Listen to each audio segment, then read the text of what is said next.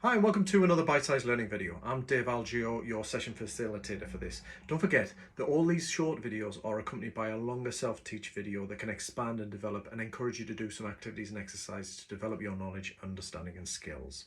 Today I want to explore time management and in particular focus on how we can allocate our focus time according to the intensity of the tasks that we're completing. I don't know about you, but one of the challenges is that in terms of the workload that we have different levels of intensity. There are some things that need quiet, no disturbance, absolutely no interruptions. And if we have an interruption, it just totally throws us off. And there are other things that you can pretty much do multitasking, very low cognitive, low effort. You could be having a conversation with somebody else and still get on and do it. The challenge here is, or the problem is, that we can sometimes forget to arrange our work zone and our work time around the level of intensity. So I want you to think about the kinds of work that you do. Pick one area of your life, your student life, your student leadership life, the student leadership academy life, or even something if you've got a pretty full-on life outside of it. How dare you? But have a think about those and think about the demands and then the variation in the types of tasks and things that you complete. And I want you to think about it in terms of levels of intensity let's think about it in a traffic light system. So red, amber, green. And I want to think about it in terms of protecting the time according to the level of intensity. So if you think about the red, we're talking about high levels of concentration, high levels of intense focus, effort.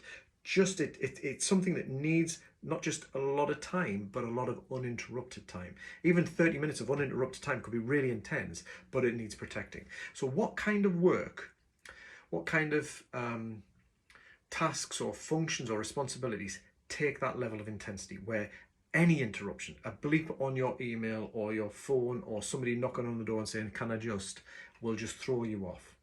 That kind of intensity requires distraction-free zones. So it's how could you identify it, but then how can you arrange your day so that you have uninterrupted, undistracted time to focus and single task on that, and recognizing that it takes time to get into it, that focus, and to come back out of it. So we need to maybe expand and buffer that period of time as well.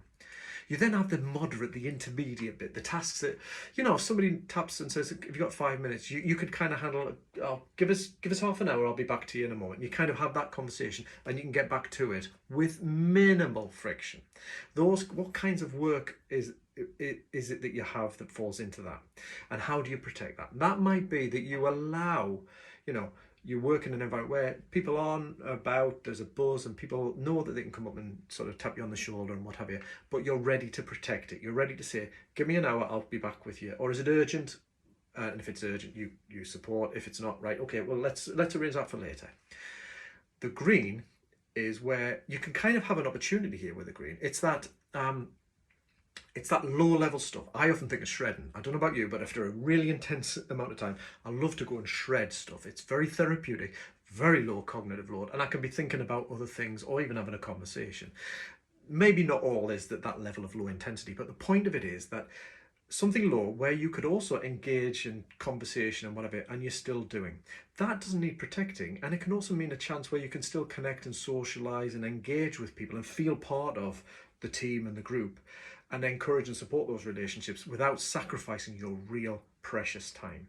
So that's my challenge to you, is to think about the level of intensity, the level of focus required, and how much time you need around each of the kinds of work you do, and how can you set up your day, your working periods to be more distraction free or less distraction free depending on that intensity.